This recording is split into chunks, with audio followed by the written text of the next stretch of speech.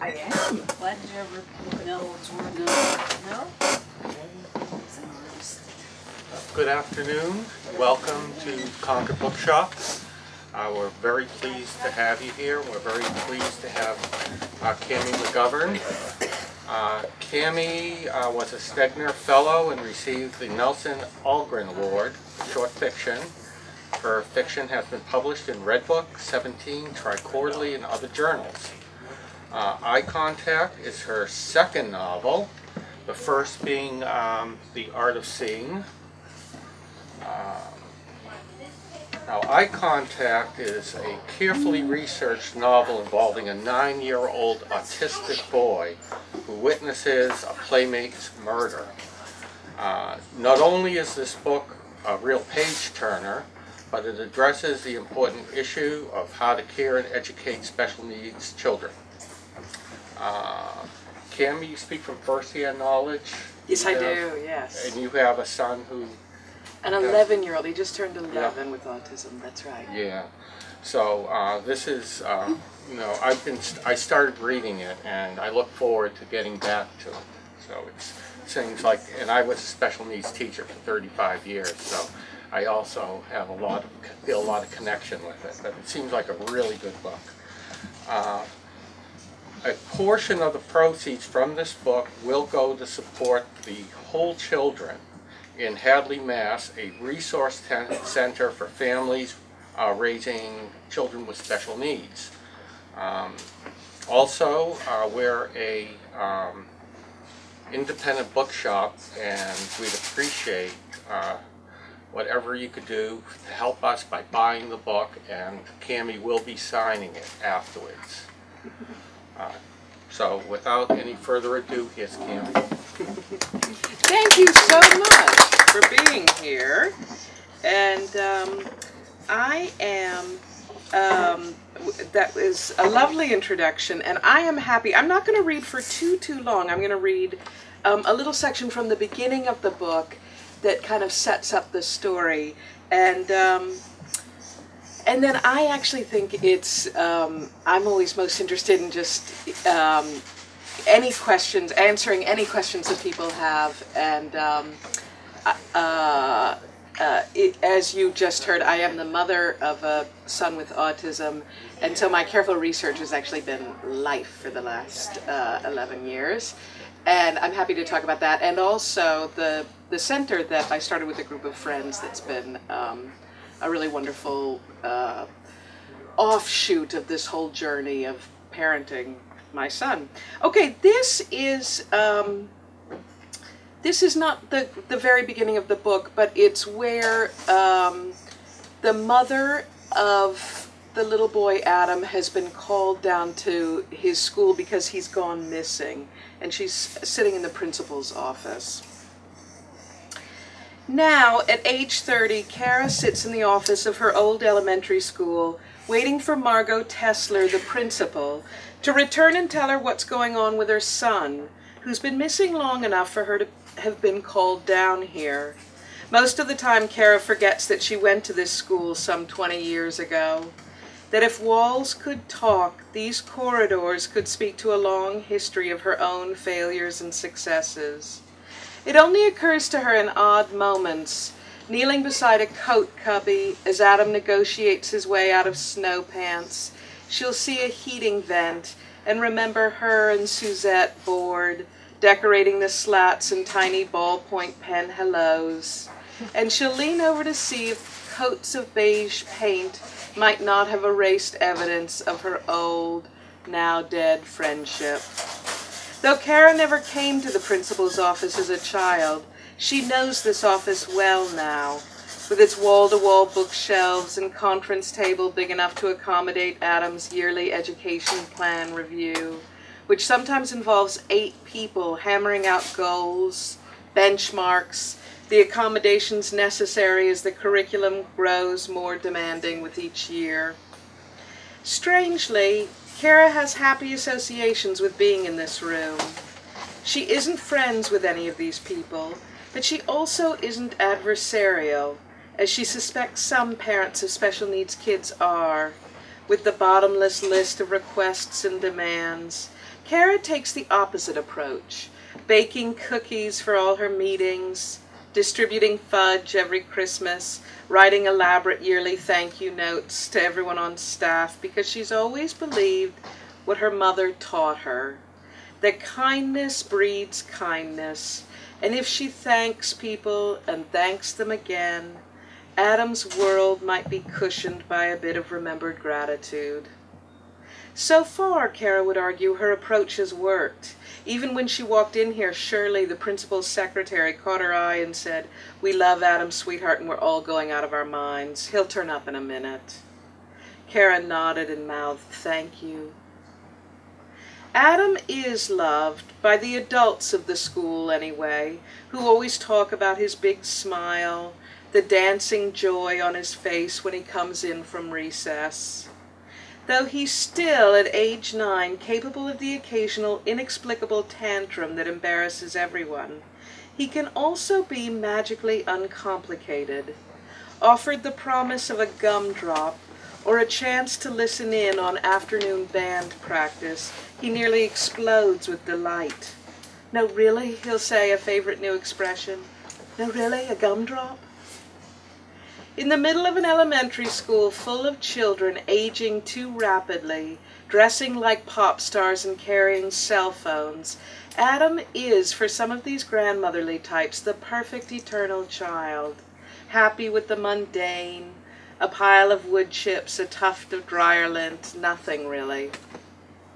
One year, even the principal's sensible Margot, with her boxy orthopedic shoes and terrible crocheted vests, ended an IEP meeting by saying, "Adam is a jewel, Cara, and we all love him. I just wanted to tell you that."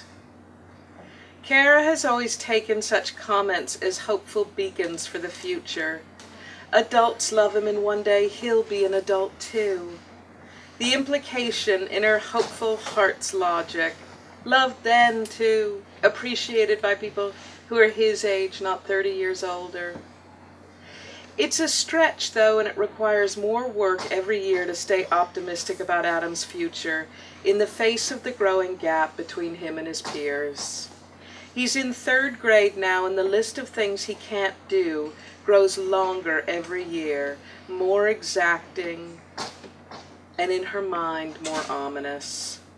He can't tell time, can't grasp abstract time concepts, yesterday, tomorrow, next week.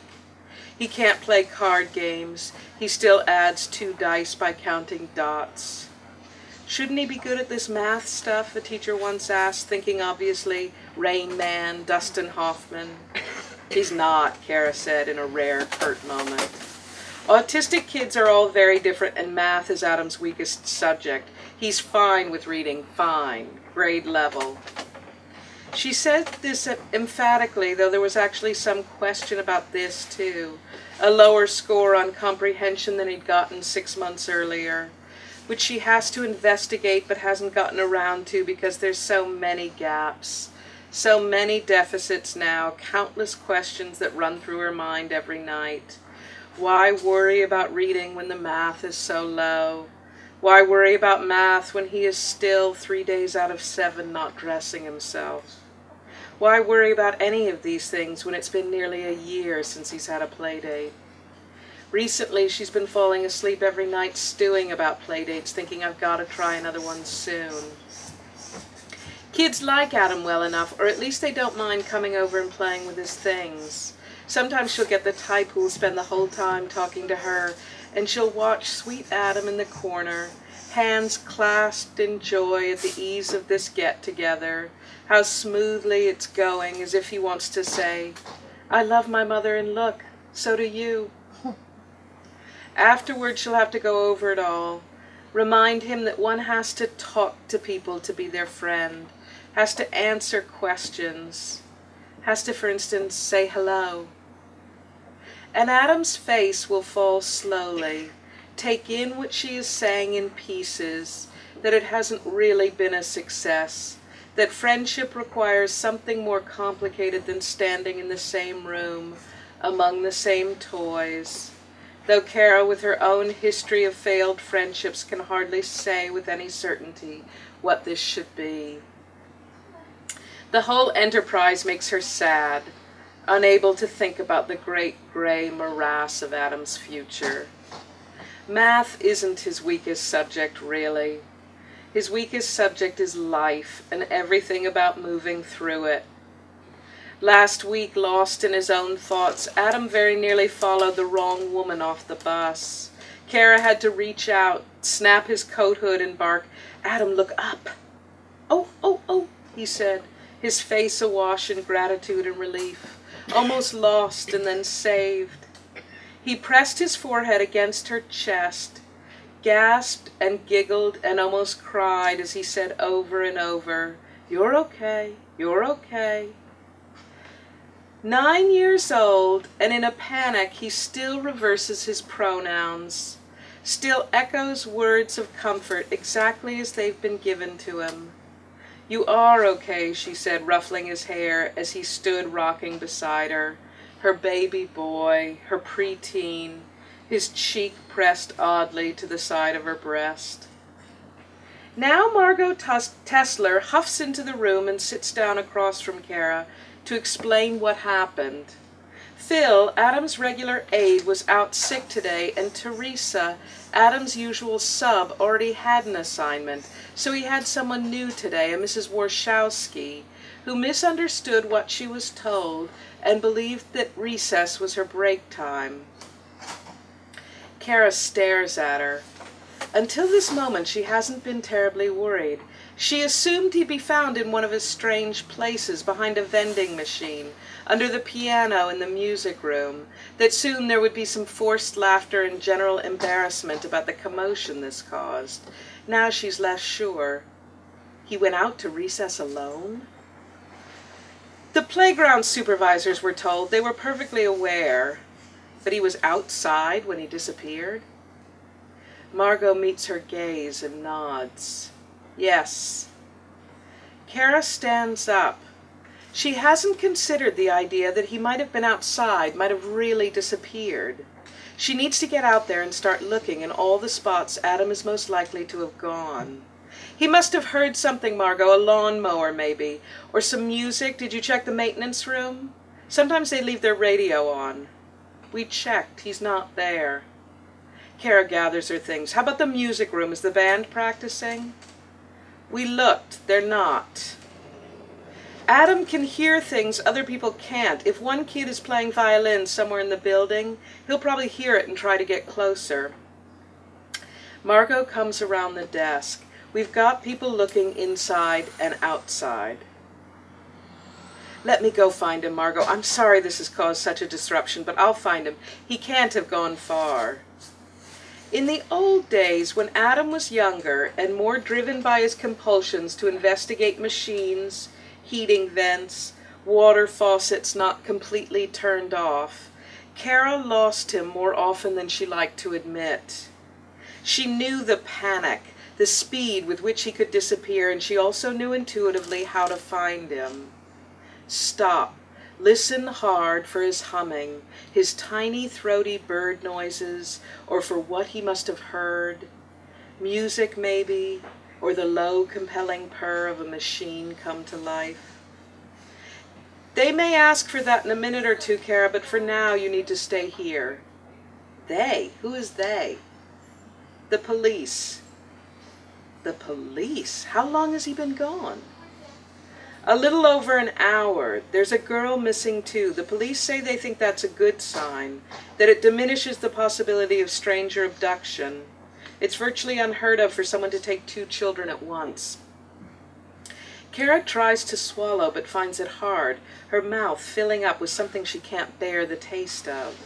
She nods but doesn't sit down. What happened, Margot? Why wasn't anyone watching him? There was actually more supervision than usual. 6 adults were outside when it happened. There was no stranger on the playground, no unknown cars in the parking lot, no unusual interactions that anyone saw. We're talking to the 3 classrooms of kids who were outside at the time, trying to find out if any kids talked to them, dared them to hide maybe as a practical joke, or to walk over to the woods. The woods, she thinks. Beyond the soccer fields, on the far side of the playground, there's a lovely wood glade of pine trees that gives the school its name, Woodside Elementary. Let me go outside, Margot. Not yet. They're doing a systematic search, and for now they ask that you stay here. Cara looks out the window. What do they think happened? They think it was a prank. Someone picked two vulnerable kids and told them to do something stupid. Margot shakes her head in disgust. That's why I called the police so fast. I want whoever's responsible for this to understand they're in big trouble. In the past, Cara hasn't worried excessively about bullying. Riding the bus with Adam the first week of school, as she does every year, she got a glimpse of how little he registers to other children. They walk past him, look through him, hardly see him beyond the obvious oddity of a third grader riding the school bus with his mother. It's sad, of course, and also a relief. If bullies have an intuitive sense for who will burst into tears most easily, most spectacularly, it isn't Adam. He might hum or walk away, but in all likelihood he will hear very little another child says to him. She has to be honest about this, has to remind herself often to remain clear on who Adam is and what he's capable of. If another child told him to do something I don't think he would, that's not like Adam. You never know, Cara, he's changing. Adam's changed a lot this year. In any other context, Cara would take this as a cause for celebration. He's changing, even the principal noticed. Now it only seems worrisome. Who is the girl? Amelia Best, Margot says as a question, as if hoping this name might ring a bell, which it doesn't. She's new this year, 4th grade. She's been at this school, 6 weeks? Unusually pretty little girl, very... Margot tries to find the right word. Blonde. Adam has disappeared with a notably pretty little girl. For the first time in years, she thinks of her 5th grade fixation on Kevin Barrows and panics. Are you sure they're together? We don't know. We know Adam better than we know her. We noticed Adam was missing first because it's so unlike him. He's so compliant these days that when he didn't line up at the first whistle, Sue knew something was wrong and called the office right away. Is it possible an older kid came over from the high school or middle school?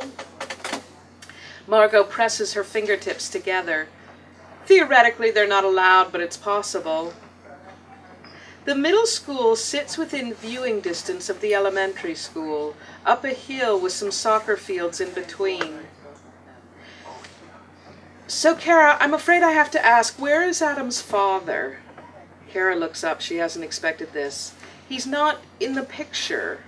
This is her standard answer, the one nobody ever presses her past. Right, I know that, but where is he? I'm only asking because the police have asked several times. Apparently an absent father is the first place they look. Cara feels her mouth go dry. I don't know who his father is exactly. Margot raises her eyes in surprise. Oh, so he's never been in the picture. No, he wouldn't know at all anything about Adam. There's no chance he's involved in this. Cara shakes her head. None. Margot holds her hand up. That's all I need to know. She looks out the window of her office as if she's contemplating going out there right now, telling someone this. Then she turns back with a new thought. Do you think if Adam was out on the playground, he could have heard a radio maybe playing in the woods? Cara's stomach begins to pound like a second heart. Let him not be in the woods, she prays. Yes, she said softly. He could have heard something no one else did.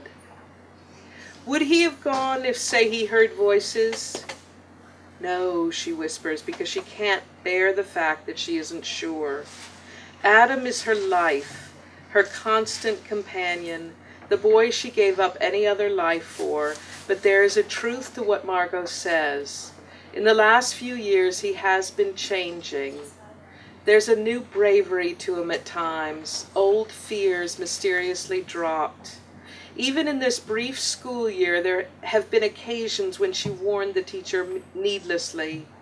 Adam can't handle fire drills. Adam won't do well in regular PE. Both times she's been wrong. She's underestimated her son.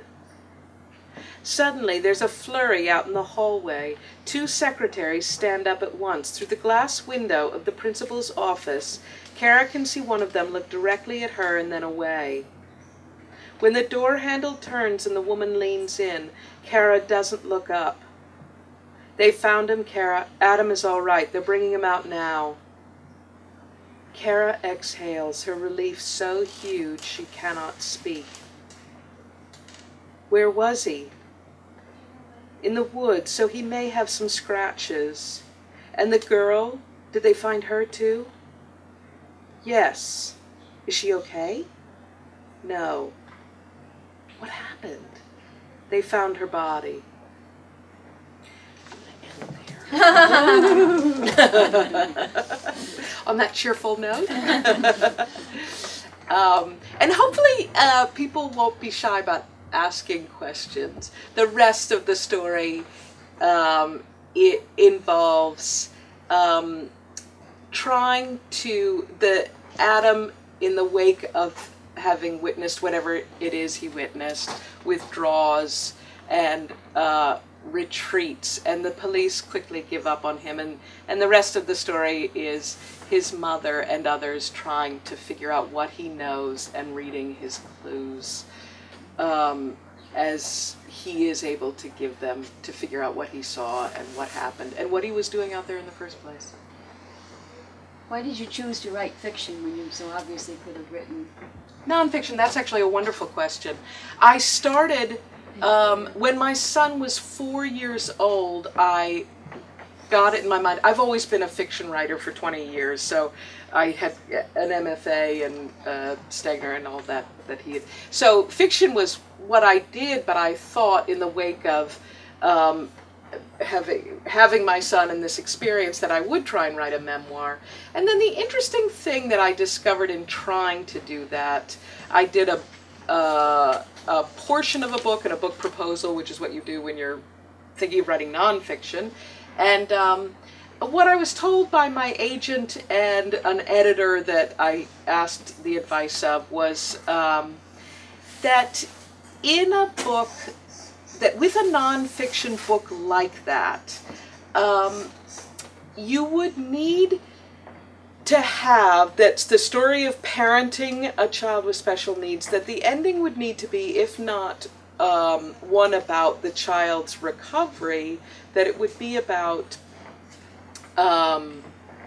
there would certainly be, the door would be open to that possibility at the end of it. And at that time, there's now a great range of books out there about mothers especially, but parents of children with autism, and writing about the experience, and one particular therapy that was really helpful.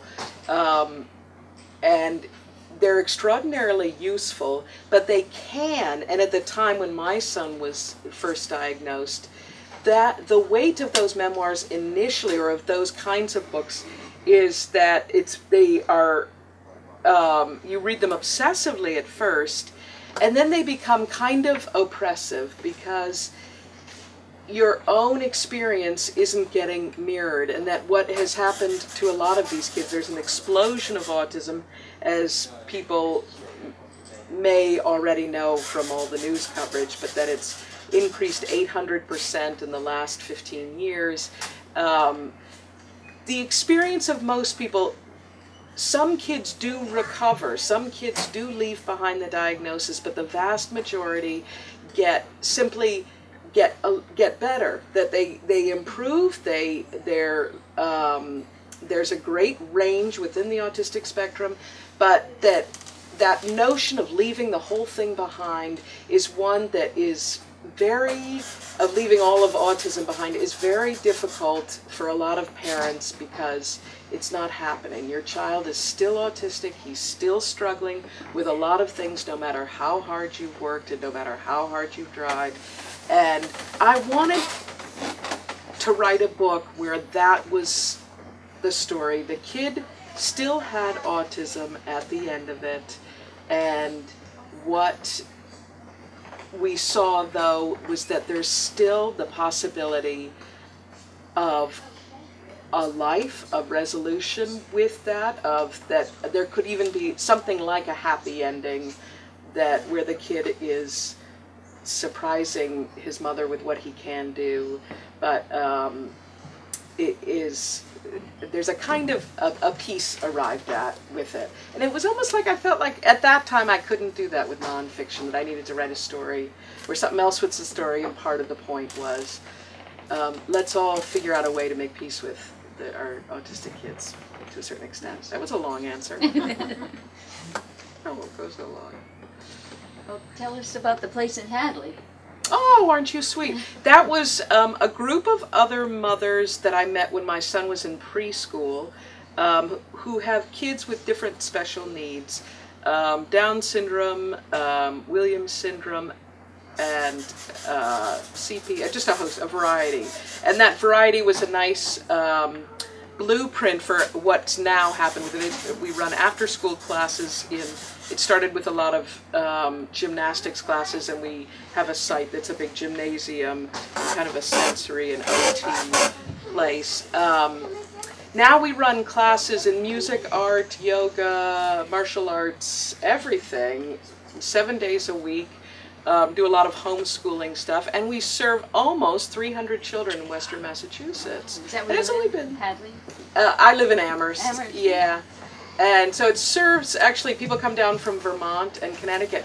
And I think that what we've learned, a few things, is one, that kids with special needs have an incredible need for recreation opportunities, and even more so, as much as typical peers, or even much more so, for the opportunities it provides for socializing and learning, all the learning that accompanies those kind of recreational activities. And also that bringing kids, we're so correctly focused on mainstreaming kids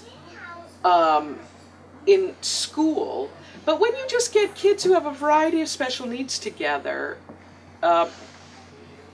they find there's a wonderful opportunity for them to balance each other's weak points. That my son often makes friends with kids that have physical disabilities because he sees that he can help somebody walk down the balance beam. It's not going to be complicated. It's not going to, there's some intuitive thing that he understands. Someone with Down syndrome is going to be easier for him. It's not going to be such a fast conversation and so difficult. And he seems to have intuited. We see that a lot. So it's actually worked really well, I think.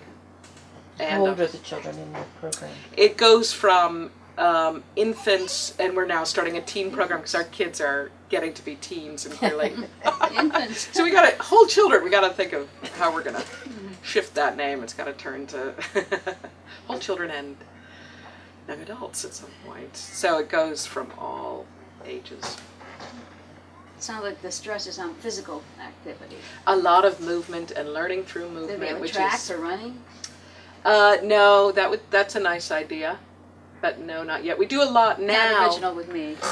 We go out and do, like, there's a soccer program, there's golf, there's tennis, so there's a lot of satellite recreation programs around the area. Back to your book. Oh.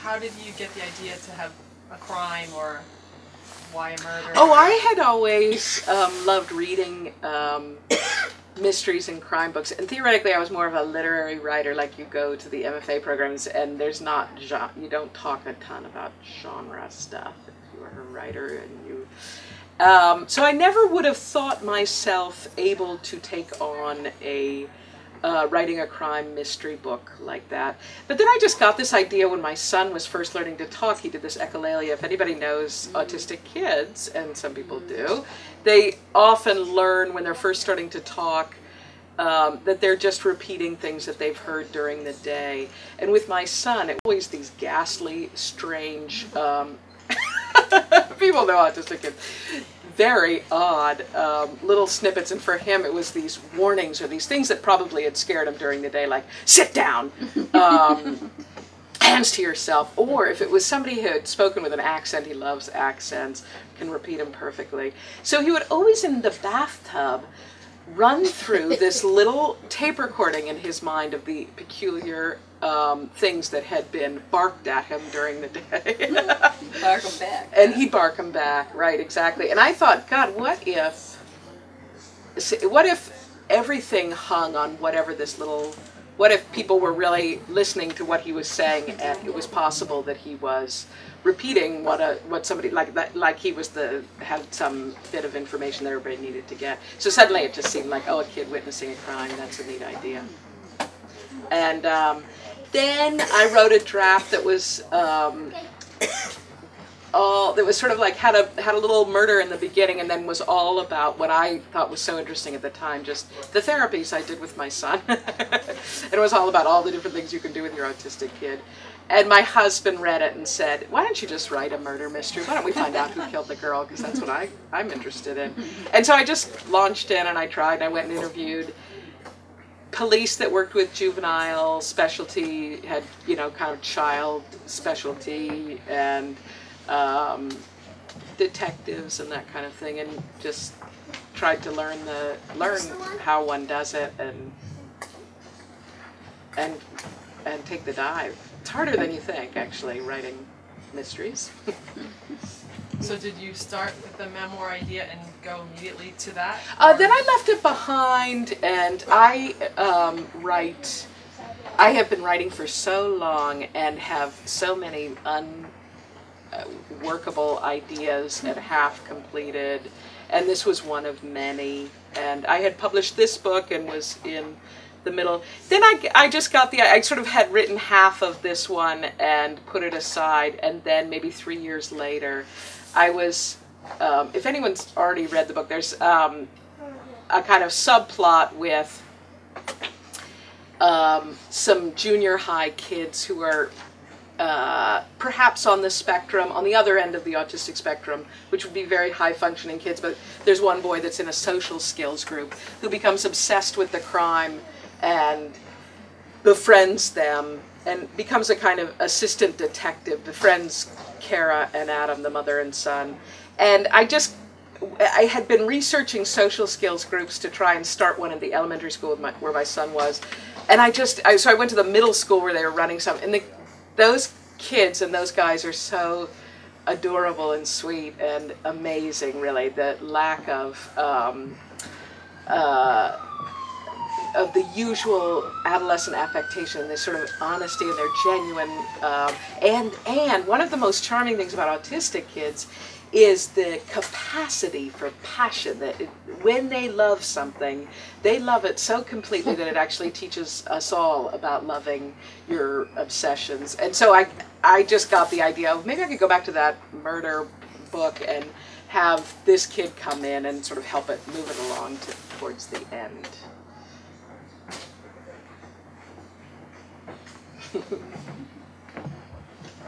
Are you planning on writing a memoir someday, do you think?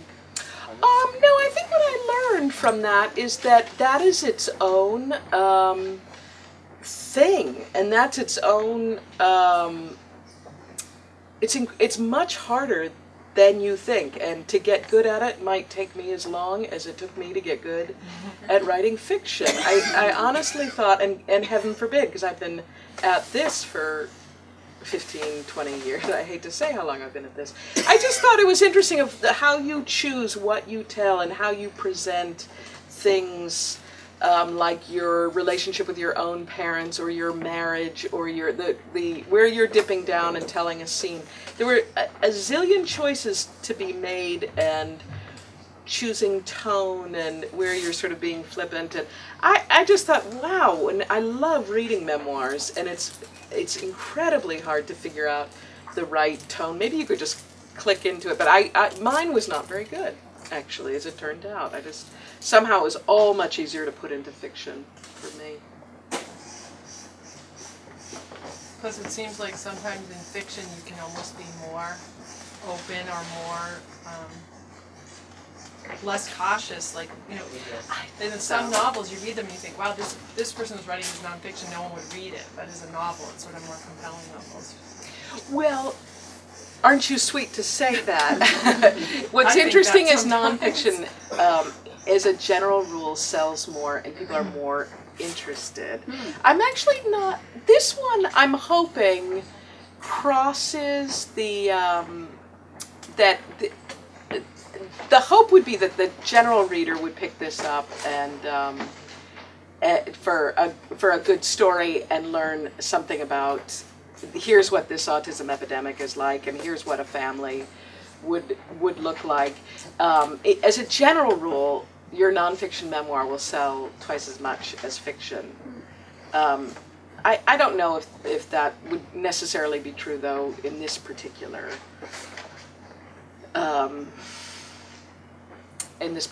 case. Well, I think it would be true. There's a book called Memory Keeper's Daughter, and that one's... It makes me think of a different, and our book club just read that, and so many people weren't aware of what it was like in the 60s when I had my child, so I was.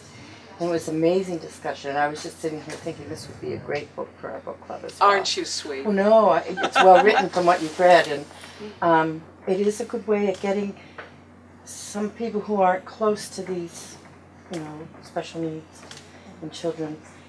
It's not as frightening to them, maybe, to read it through a novel with another. That's what I'm actually hoping. Because the truth is, with the statistics as they are, and many people here are nodding, but in the mid-'80s, autism was diagnosed 1 in every 5,000 kids. And now the CDC came out and it's 1 in 150. Very scary. And 1 in 94 boys will be diagnosed. And there's not it's not entirely clear why that is. But it is very true that everyone will know an autistic kid sooner or later. And that especially for the younger ones, the way all kind of connection and relation initially happens is through sympathetic adults in their world, that they can't really begin to learn to connect to peers who don't have time or patience to put up with that. But I am hoping that there's a kind of, just as there are more books and more stories and more movies out there, that people will kind of begin to see what this picture looks like and what it takes to, that these aren't kids who want to withdraw into their own world, that they, in fact, that's perhaps one misconception about autism. It's not a wishing only to be lost in their own world. It's that all the difficulties of making connections and pragmatic language get in the way, and that part of what is difficult is the how to reach out. But once they do make the connections, it's extraordinary, and it's amazing. They are amazingly loving and amazingly connected, and there's a lot of them that are coming of age, and it's going to be, we're all kind of figuring out what is going to be the place in the world for them. There's discussion. I assumed it was for book club. Discussion questions in the back of the book. It is. It has been somebody's read one of the book club. It put it number 2 for the spring. Yeah, picks or something, and reader's guide. So that there's other discussion questions besides this one. So I'm hoping that is. I hope. How about one last question? What does your son think about the book? He, that's an interesting question. My son is still, to a certain extent, it is a gift. He's a little bit oblivious to his differences. He is by and large a really happy kid who doesn't realize how bad he is at so many things. There's some ways that he's a lot like Adam early on. He's now is a little higher functioning than the boy in this book. But he would say there was a lot of, when the hardback came out, there was a lot of pictures of he and I in magazines, because I wrote a lot for magazines and the New York Times, and so it felt like we were, And I wondered if that would impact him in any way, and honest to God, I don't think he really, he keeps saying, I'd like to read Eye Contact someday, but it's not with any connection to any of this. And what's interesting now, it's his younger brothers. We have 2 other sons, and there's a 7-year-old and a 4-year-old, and they talk a lot more about it, and a lot more, they get asked about autism, and the 7-year, not the 4-year-old, that would be a bit much. And so I'm hoping that there's some way that this is just opening up the conversation for all of us. I hope Ethan wouldn't say I'm autistic yet it's around. I mean, he's just not quite there. Hopefully someday. Actually, one more question. Yeah. I'm just curious about how the book's being marketed, or how, is this your second book tour then, if it's a new paperback versus hardback? Yeah, is you it do. primarily a mystery, or are you reaching out to like the mystery See, I would community? argue it shouldn't be marketed primarily as a mystery. It should be marketed as the book that in which you have kind of a way into understanding autism, plus with a nice little story. I think that that would be what they're trying to try. It's trying to be reaching the general population, not necessarily just parents of, or people affected by autism. It's hard to say, because basically, I think that when you're in book marketing, and perhaps the booksellers can speak to this, but you just desperately market any possible way you can, and you take any venue you possibly can, and you try everything and hope that How come Oprah hasn't discovered you yet? Right. there we Oprah go. calls. Yeah. That's I'm gonna drop her a right. note. Bless her heart, that's right. I thank you all so much for coming. Well, thank you. Very, very Coming. generous.